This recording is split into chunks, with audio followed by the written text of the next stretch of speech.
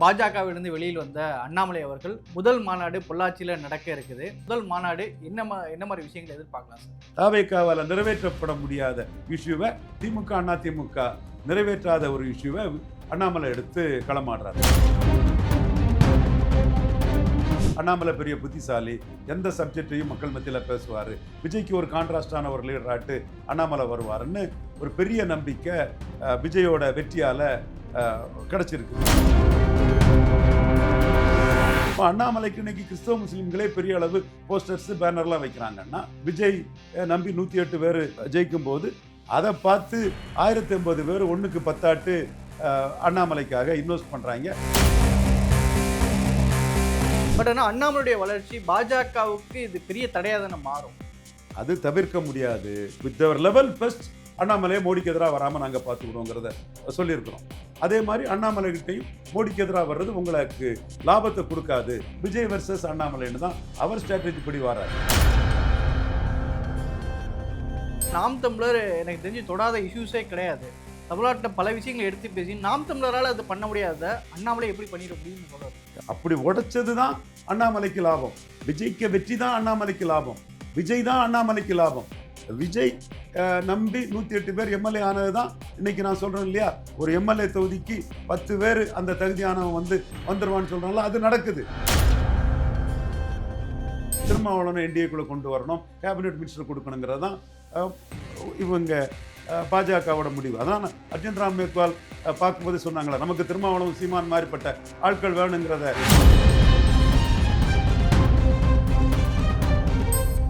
ஆச்சி மசாலா, எந்த சமையலும் ருசி தேடும் ரகசியம் 20 ரூபாய்.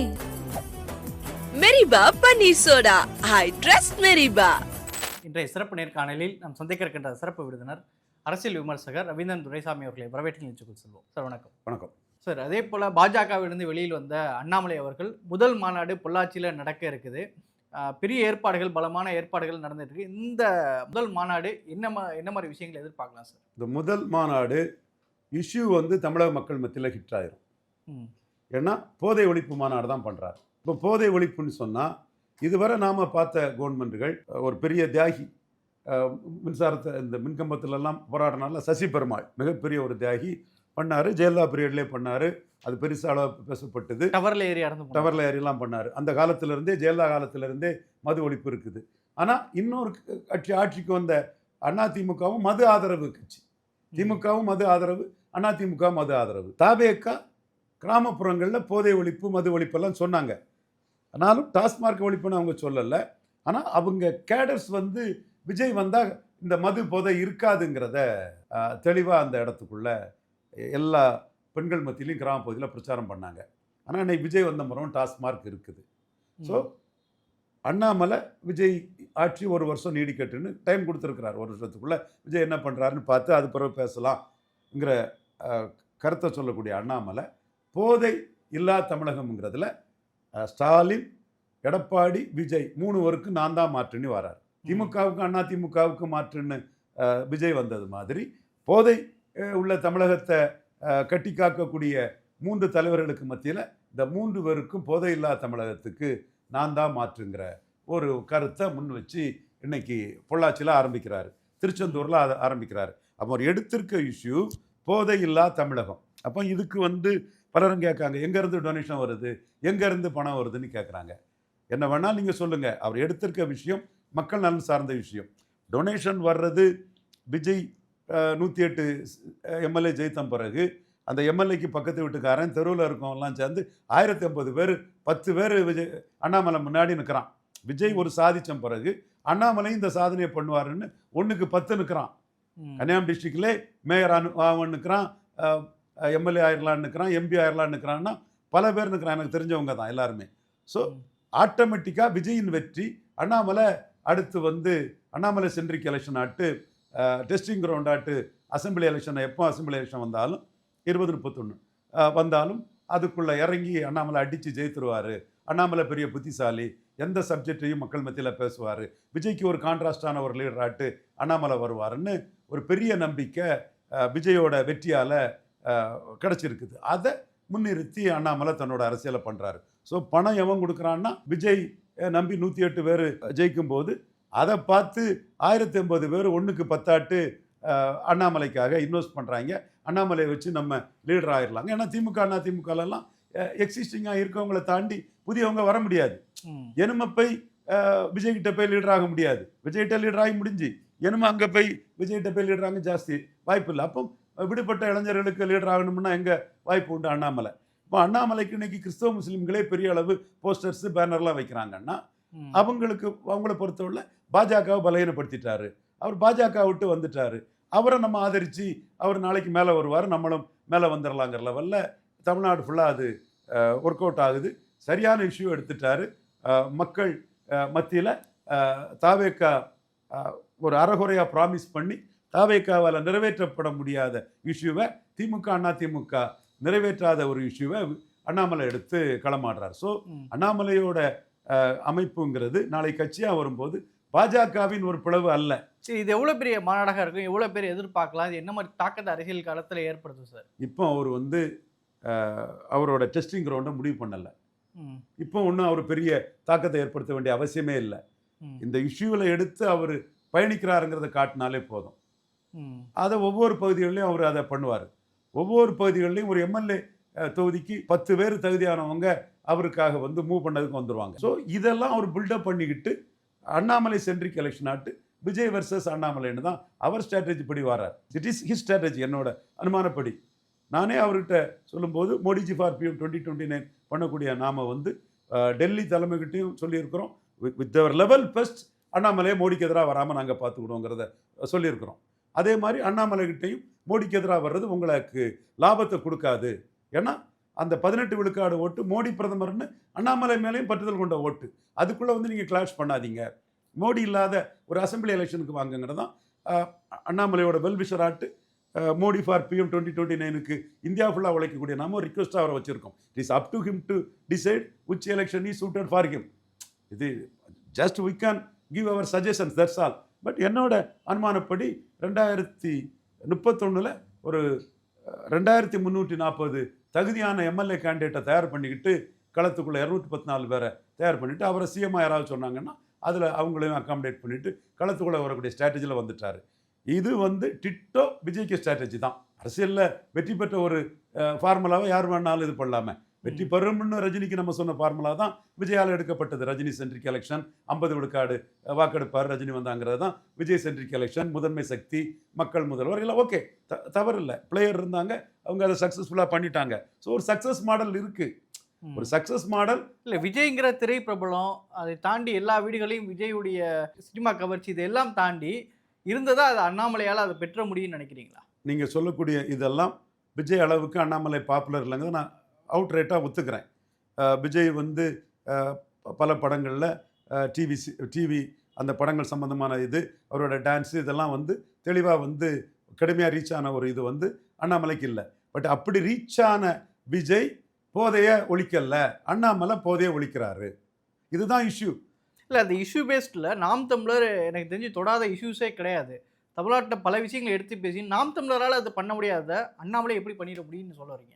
இந்த இடம் நாம் தமிழர் ஃபஸ்ட் ரவுண்டு அவங்க வரும்போது கருணாநிதியும் ஜெயலலிதாவும் இருக்கும்போது வந்ததுனால அந்த கருணாநிதி வர்சஸ் ஜெயலலிதாவை மீறி நாம் தமிழரால் எதுவும் பண்ண முடியல. விஜயாலும் அது எதுவும் பண்ண முடியல. அந்த இடத்துக்குள்ளே ஜெயலலிதாவை மீறி அவங்க இல்லாத ஒரு களத்துக்குள்ளே விஜய் திமுக வர்சஸ் அண்ணா திமுகவை உடைச்சிட்டார். அப்படி உடைச்சது தான் அண்ணாமலைக்கு லாபம். விஜய்க்கு வெற்றி தான் அண்ணாமலைக்கு லாபம். விஜய் தான் அண்ணாமலைக்கு லாபம். விஜய் நம்பி 108 பேர் எம்எல்ஏ ஆனது தான் இன்னைக்கு நான் சொல்கிறேன் இல்லையா, ஒரு எம்எல்ஏ தொகுதிக்கு 10 பேர் அந்த தகுதியானவன் வந்துடுவான்னு சொல்கிறாங்களா, அது நடக்குது. So it is a process. நான் நாளைக்கு நடக்கிறதுல நீங்கள் மாறுபடலாம், நான் மாறுபடலாம்.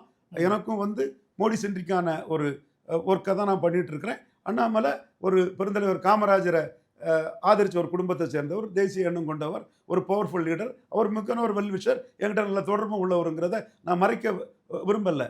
பட் அவருக்கு இன்னைக்கு ப்ளஸ் பாயிண்ட்னு நான் சொல்வது என்னென்னா, விஜய் அதிகாரத்துக்கு வர்றதுக்கு முன்னாடி ஒரு 30 இடங்களில் தான் விஜய்க்கு பிறந்தநாள் கொண்டாடப்பட்டது.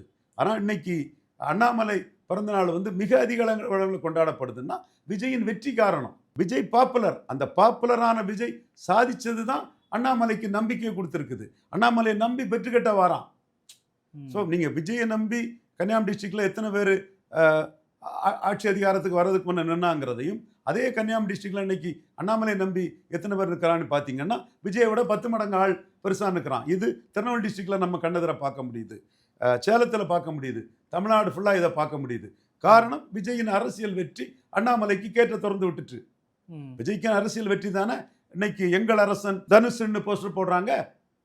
விஜய்க்கு அரசியல் வெற்றி தானே தினம் ஒரு நற்பணின்னு மோகன்தாஸ் அவர் தெளிவாக ஆர்கனைஸ் பண்ணிட்டு இருக்கிறாரு. விஜயின் அரசியல் வெற்றி தானே ஏற்கனவே நற்பணிகளில் கல்விக்கு பெரிய தொண்டாற்றிட்டு இருக்கக்கூடிய சகோதரர் சூர்யா வந்து அந்த இடத்துக்குள்ளே வராரு. ஸோ விஜயின் வெற்றி வந்து இவங்களுக்கு ஒரு பாதையை திறந்து விட்டுருக்கு. அதில் விஜயின் வெற்றியில் நம்மளும் நாளைக்கு எம்எல்ஏ ஆயிடலாம், அமைச்சர் ஆயிடலான்னு அண்ணாமலையை நோக்கி பலரும் வராங்க. இன்னைக்குள்ள அரசியலில் யாரும் பல்லக்கு தூக்க விரும்பலை. பல்லக்கில் யாரை தான் விரும்புகிறாங்க? அப்போ ட்ரெடிஷ்னல் கட்சிக்குள்ளே போய் இருந்து 10ஓடு 11 யாரோ ஒருத்தருக்கு பின்னாடி நான் இருக்கிறத விட புது கட்சி வரும்போது அதுக்குள்ளே வந்து நம்ம ஏறி அடித்து மேலே வந்துடலாம். விஜய் வெற்றி பெற்றிருக்காரு, நம்மளும் வெற்றி பெற்றுங்கிற நம்பிக்கை விஜயின் வெற்றி ஒரு ஹோப்பை கொடுத்துருக்குது. ரிசல்ட் நாளைக்கு பார்த்துக்கலாம். அந்த ஹோப்பு விஜய் தான் கொடுத்துருக்கிறாரு அண்ணாமலைக்கு. சரி, இப்போ நீங்கள் ஏற்கனவே சொன்ன மாதிரி இப்போ நான் சொன்னதில் ரிசல்ட் நாளைக்கு வரும், அதை விட்டுருங்க. இன்னைக்கே ஒவ்வொரு தொகுதியிலும் 10 பேர் கேண்டிடேட் வெயிட் ஆனவன் அண்ணாமலைக்கு கூட இருக்கானா இல்லையா? எந்த தொகுதி வேணாலும் எடுத்து பாருங்க. இப்போ நீங்கள் பேசும்போது அண்ணாமலை வந்து மோடி 29 மோடி அவர்களுக்கு எதிராக கொண்டு வர மாட்டோம், அப்படி இருக்க மாட்டாரு அப்படின்னு சொல்றீங்க. பட் ஆனால் அண்ணாமலையுடைய வளர்ச்சி பாஜகவுக்கு இது பெரிய தடையாக தானே மாறும். அது தவிர்க்க முடியாது. பாஜக தமிழ்நாடு ஸ்ட்ராட்டஜி என்னமே நம்ம பண்ண வேண்டியது என்னன்னு நம்போன்றவர்கள் கருத்து என்னன்னா, அண்ணாமலை தனிச்சு நின்று 26 ஒரு வாக்கு வலிமையை காட்டியிருப்பாருன்னா அது 29க்கு பெரிய அளவு பயன்பட்டுருக்குங்கிறது ஒரு சூழல். அந்த இதை விட்டாச்சு. அந்த விட்டுட்டு பிஜேபி தலைவர்கள் 2024 தலைவர்களாக தென்பட்டவங்கள்லாம் மக்களவையிலே ஒரு பெரிய திராவிட கட்சியான அதிமுகவை 3வது தள்ளி தலைவராக தென்பட்டவங்கள்லாம் சட்டமன்ற தேர்தலில் எம்எல்ஏ தொகுதியில் கீழே போய் அவங்க தலைவருங்கிற அந்த அவங்களோட அடையாளமே கீழே போயிட்டு தெரிஞ்சவங்க தான். பட் யதார்த்தம் இதுதான். அவங்களுக்கெல்லாம் ஒரு அந்தஸ்து 24 மதுரையில் 2வது வந்துட்டாங்க. நம்மளே எவ்வளோ பண்ண பேசியிருக்கோம். தென்சென்னையில் 2வது வந்துட்டாங்க, திருநெல்வேலியில் கட்சியை வளர்த்துட்டாங்க. அப்படியெல்லாம் இருந்தவங்க வந்து இன்னைக்கு சட்டமன்ற தேர்தலிலே தோத்து போய் இவங்களால எந்த காலமும் மோடிக்கு எந்த நன்மையும் பண்ண முடியுமாங்கிறது ஒரு பெரிய கேள்விக்குறிங்கிற லெவலுக்கு ஆளாக்கப்பட்டுட்டாங்க. லாயல்ட்டியாக இருக்கவங்கள மோடி ரிவார்ட் பண்ணலாம், அதை நான் மறுக்க வரல, அது பண்ணத்தான் செய்யணும். அதுக்குள்ளே நான் எல்லாருமே நமக்கு விரிஞ்சவங்க தான். மோடி அதை சாய்ஸ் பண்ணி யாரையும் ரிவார்ட் பண்ணலாம். பட் இவங்களோட செல்வாக்கு வளையங்கிறது மோடிக்கு ஒரு எம்பி சீட்டை கூட கான்ட்ரிபியூட் பண்ணுங்கிற லெவலில் இல்லை. பொன்னார் வந்து ஒரு லெவலுக்குள்ளே வந்து 2 எம்பி சீட்டு ஒரு என்டிஏன்னு ஒன்று ஃபார்ம் பண்ணி ஒரு பொன்னார் ஜெயித்தார், ஒரு அன்புமணி தர்மபுரியில் ஜெயித்தார். அவர் வந்து ஒரு ப்ரூவ் பண்ண ஒரு லீடராக பேக்கிங் உள்ள ஒரு ஆட்டு இன்னைக்கு பொன்னார் மட்டும்தான் இருக்கிறாருங்கிறது என்னோட பார்வை. இது ஆர்எஸ்எஸுக்கும் தெரியும், டெல்லி தலைமைக்கு தெரியும், எல்லாருக்கும் தெரியும். யார் என்னெல்லாம் பண்ணாலும் ரியலாக கான்ட்ரிபியூட் பண்ணி ஒரு ப்ளஸ்ஸாக இருக்கிற ஒரு டிஸ்ட்ரிக்டுக்குள்ளே தொடர்ந்து பல வருஷங்களாக பொன்னார் இருக்கிறான்னு தெரியும். மற்றபடி பாஜக இதுக்குள்ளே வந்து பெரிய இது இல்லாத போது பாஜக என்டிஏயை பலப்படுத்தி போகக்கூடிய ஒரு ஸ்ட்ராட்டஜியை தான் எடுத்து போக முடியும். ஸோ என்டிஏயை ஸ்ட்ரெங்தன் பண்ணி என்டிஏயின் மூலமாக மோடி பிரதமருங்கிறதுக்கு அதிக சீட்டு கொண்டு வரதை தான் பார்க்க முடியும். அதைத்தான் நாம் வந்து திருமாவளவனுக்கு பிறந்தநாள் கொடுத்து வாழ்த்து கொடுத்து அமித்ஷா முயற்சி பண்ணுறாருன்னா, ஒரு வேளையில் அன்புமணியை விஜய் அவங்க தரப்ப பாமக அமைச்சர்களை சேர்த்தா திருமாவளவனை என்டிஏக்குள்ளே கொண்டு வரணும், கேபினெட் மினிஸ்டர் கொடுக்கணுங்கிறது தான் இவங்க பாஜகவோட முடிவு. அதனால் அர்ஜுன் ராம் மேக்வால் பார்க்கும்போதே சொன்னாங்களே, நமக்கு திருமாவளவன் சீமான் மாதிரிப்பட்ட ஆட்கள் வேணுங்கிறத டைரெக்டாகவே நாங்கள் என் நண்பர்கள் டீமோட பார்க்கும்போது காத்வீரிய பவன் அதிலே பல அரசியல் இருக்குது, அதில் அர்ஜுன் ராம் மேக்வால் வந்து அதை சொன்னார். ஸோ அவங்க வந்து இன்னைக்கு அண்ணாமலைங்கிற ஒரு பெரிய சக்திங்கிறது ஐபி ரிப்போர்ட்டு எல்லாம் மூலமாட்டி அவங்களுக்கு போகுது. விஜய் பாதையில் தான் அண்ணாமலை வராரு, விஜய் அடியெடுத்த பாதையில் தான் பயணிக்கிறாரு, விஜய்க்கு வியூகத்தை தான் எடுப்பார். ஸோ அவர் எந்த சூழ்நிலையிலும் அவர் வந்து மக்களவைத் தேர்தலில் மோடிக்கு எதிராக வந்துடக்கூடாதுங்கிறத அவங்களும் எதிர்பார்க்காங்க. நானும் என் லெவலில் எனக்கிட்ட அண்ணாமலைக்கிட்ட எனக்குள்ள அந்த இன்ஃப்ளூயன்ஸ் அடிப்படையில் நானும் அதுக்கான முயற்சியில் ஈடுபடுறேங்கிறத நானும் அவங்கள்ட்ட டெல்லி பாஜக தலைமை உள்ளவங்கள்ட்ட சொல்லியிருக்கிறேன். ஏன்னா அவங்களுக்கு தெரியுது அண்ணாமலைக்கு வெயிட்டேஜ் என்னென்னு, மற்ற பாஜக தலைவர்கள் என்ன கான்ட்ரிபியூட் பண்ண முடியும், பொன்னார் தவிர யாருமே கான்ட்ரிபியூட் பண்ணலைங்கிறதும் அவங்க உணர்றாங்க. பல்வேறு கருத்துக்களை பயிற்சிக்கிட்டீங்க, கருத்துக்கு நடத்துங்க. நன்றி. நன்றி. ஆச்சி மசாலா. எந்த சமையலும் ருசி தேடும் ரகசியம் 20 ரூபாய். Meriba Paneer Soda. I trust Meriba.